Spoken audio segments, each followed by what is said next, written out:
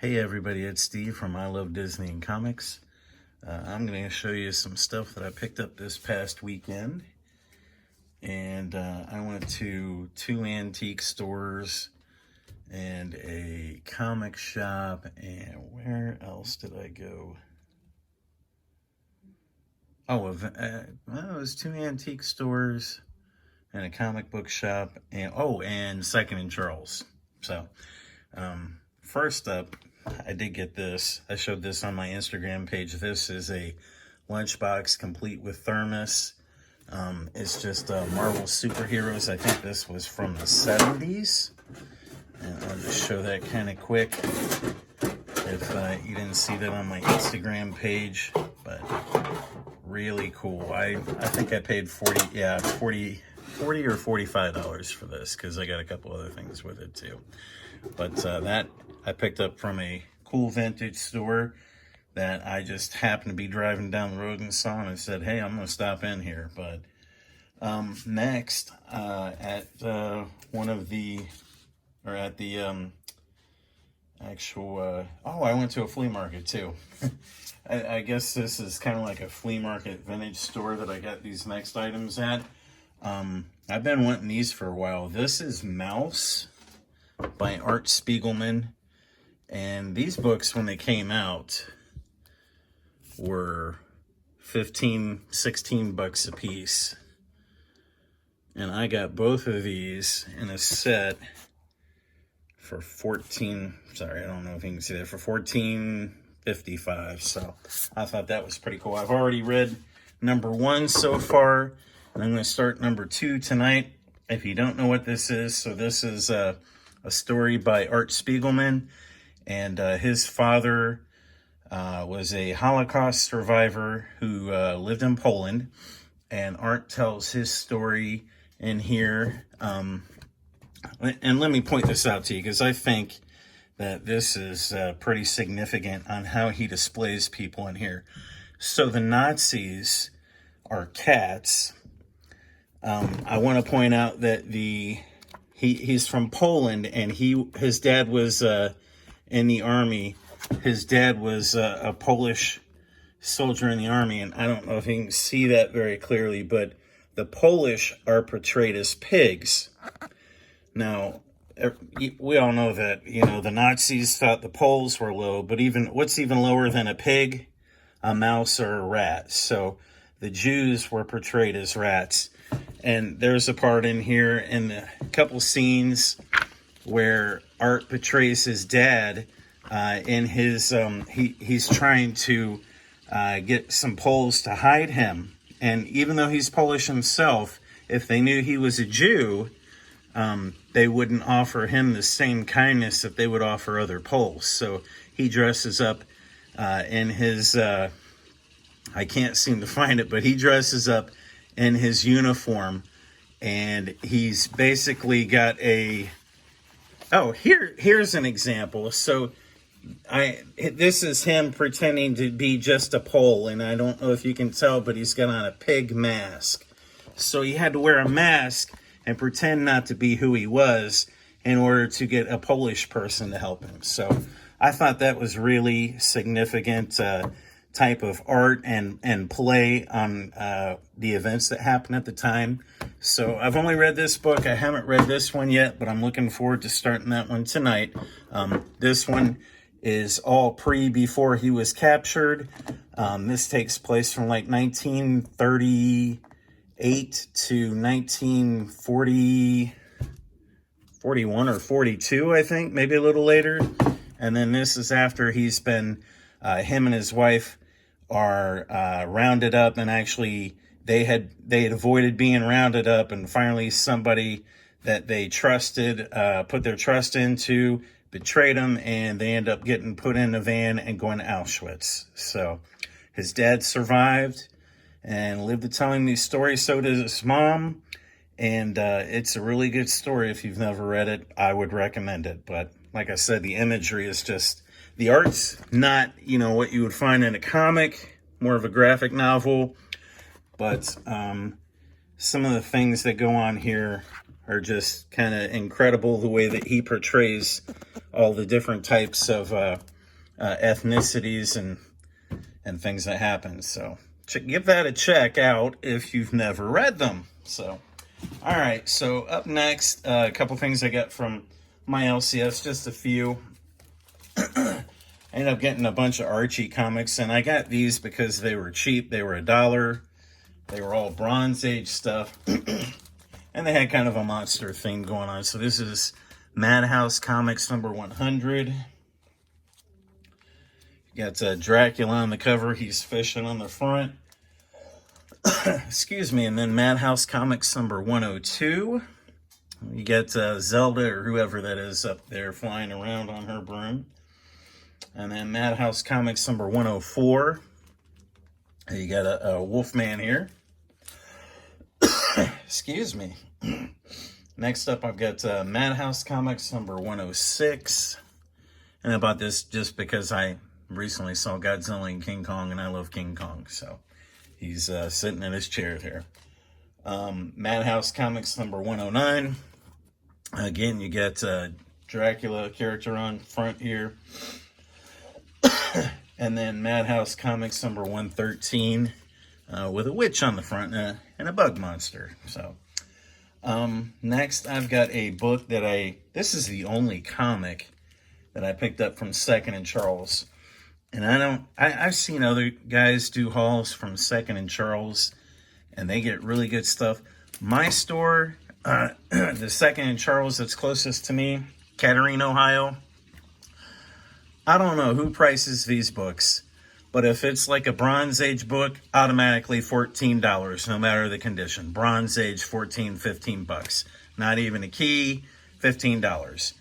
And then they'll have, you can't really find any keys. Either they're going into their own collection or people are buying them out quick. But I did happen to find this one. This is Captain America number 373. I got that for $1.95. It's a newsstand. It's also a Mark Jewelers insert, and this is the first appearance of Leon Haskins. And I got to tell you, I haven't read this book before, but I did want to flip through it. And his brother Lamar is Battlestar, and I believe I haven't watched all the episodes of Captain America yet. I'm only on episode number 2, so I haven't seen him in the episodes, but I guess Battlestar is in there. So I wanted to flip through here and find out where his first appearance was. And just show you real quick. This is, if you don't know what a Mark Jewelers is, that's a Mark Jewelers. Basically, these inserts were typically put in magazines that were close to military bases. So that's where this would have been on sale at, somewhere near or on a military base. And what they do is they try and hustle military people out of their money and get you to buy your sweetheart a nice ring or something, and pay a boatload over time on this. They used to do that in the malls too. I remember one down in North Carolina that used to do that. They had their own shop set up. So anyway, towards the back, here's the Battlestar story. And still looking. I don't see Leon or any sign of him. And finally, on the last freaking page, Battlestar makes a phone call. This is him. And he goes, Leon Lamar. That's the only appearance right there. That is your first appearance in this whole comic book, is right before the end, before the letters page.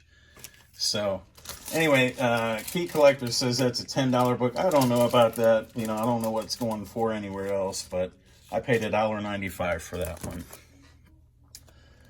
Up next, I got a couple books from a shop that I used to go to with my dad when I was a little boy. First one I'm going to show is coverless. I don't mind if they're coverless, if they're old, and probably something that I'm not going to find anywhere else. This is X-Men number 30. And the shop that I got this from wanted $5 for that.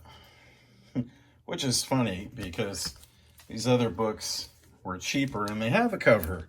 This is X-Men 175.